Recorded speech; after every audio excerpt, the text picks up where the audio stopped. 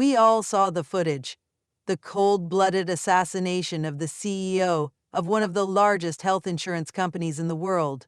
And almost immediately thereafter, the mainstream media went to work using their platforms to desperately spin the narrative that the person responsible was pure evil. They sought to wield their influence to shape public opinion and make him a pariah. However, much to their dismay and surprise, a louder voice began to rise. Throughout the nation, a groundswell of support began to form. This voice began to make itself heard using any medium available, from social media platforms, to chat rooms, to local billboards, and even at concert events. The people spoke, and their message was clear. Despite the heinous act he was accused of, the acts his victim was associated with were just as heinous, if not more so, and were egregious enough to work to garner sympathy and even empathy for his assassin. So now we're here to explore the reasons behind the muffled celebrations that have spread across the country in response to this man's demise.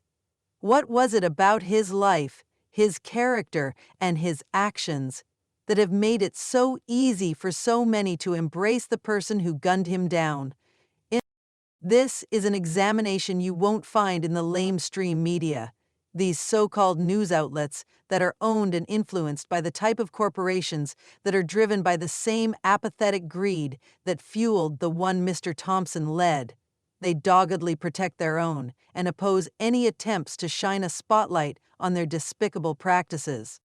Fortunately, a new form of media now exists: online content creators who are not controlled or indebted by these corporations. So, sit back and listen as we dig deeper into the life of the man who grew embarrassing wealth off the trust and suffering of nearly everyone whose life he touched. Brian Thompson was born in Ames, Iowa, 1974. He graduated valedictorian from South Hamilton High School and went on to get his degree in business from the University of Iowa. He joined United Healthcare in 2004. His rose in the ranks of that company, eventually becoming the CEO. The position he held at the time he was alive, UHC enjoyed record profits. It rose from profits of $12 billion in 2021 to jaw-dropping $16 billion in 2024. In return, Brian Thompson was awarded an unbelievable salary, an astonishing $10 million a year.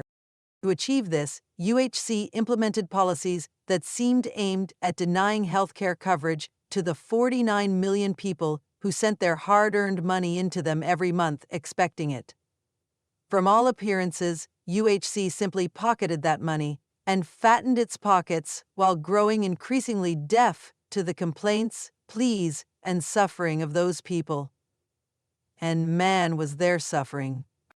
It would be literally impossible to list the number of insured, formerly insured, and former employees that have flooded the internet and all social media platforms with their horrific stories of abuse, neglect, apathy, and unbelievable denials. People with stories of extensive suffering while they fought this company to get approval for essential medical treatment.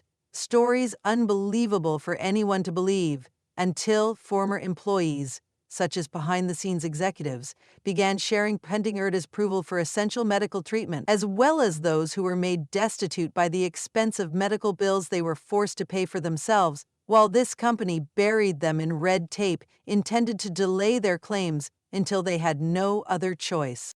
Many of these customers were met each month with the impossible decision of paying to keep their expensive treatments going or paying to keep a roof over their families' heads. All the while, Mr. Thompson and his family knew no such struggles. In fact, while many of the families of his insured struggled to hold on to their humble residences, the Thompsons enjoyed the lavish benefits of living in separate his and hers mansions. One was sprawling 5,200 square feet, and the other an astronomical 6,400 square feet, each less than a mile away from the other. On their social media pages, they frequently posted pictures of themselves enjoying lavish vacations and extensive travels, seemingly oblivious to the suffering of those whose money made all this excess possible. Many think it was his actions while in this position, coupled with the practices this company engaged in, that lead to his demise. They surmise that the assassin must have suffered due to a denied or delayed claim, and this suffering grew so unbearable that it pushed him to do the unthinkable.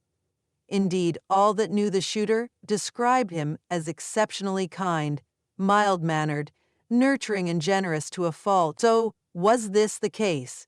Did this company and its evil practices push an otherwise innocent man to act this far out of character? Well, while we think it's undeniable that what we witnessed in that video was far from the character of the man those who love him describe, we aren't completely convinced that was the impetus for it. Here are the key reasons why.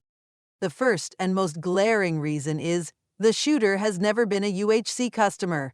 That's right. According to the NYPD, their investigation shows he was never a customer of UHC. Therefore, there couldn't be any history of suffering because of a claim denial, because there apparently couldn't have ever been any claim. Additionally, there's the impeccable precision of the crime. Simply knowing Mr. Thompson's schedule would not have afforded him the detailed information needed to meet him at this precise time, in this precise location, leaving this exact exit, so he could carry out this act. End of section 19. Anonymous. So then, if not for this reason, then why? Well, when you're a character such as Brian Thompson, it would appear there's no shortage of reasons someone might want to give you lead poisoning. You see, not only was he bloating his wealth at the expense of millions of Heath insurance customers, it appears he was also engaged in acts intended to financially ruin thousands of investors who had sank their money into that same company. For it seems that the practices of UHC, such as a rise in denials from 8% in 2021 to an eye-watering near 23% in 2023, had caught the attention of the feds, attention that manifested into an investigation by the United States Senate. In response to this investigation, it's been reported that Mr. Thompson began dumping his stock in the company, in anticipation of it being devalued. However, while he worked to unload his stick in order to minimize his risk of losing money in it, he reportedly made no attempts to alert other investors for fear they would dump their shares, reducing its value prior to him profiting off of it. Obviously, this incensed those investors.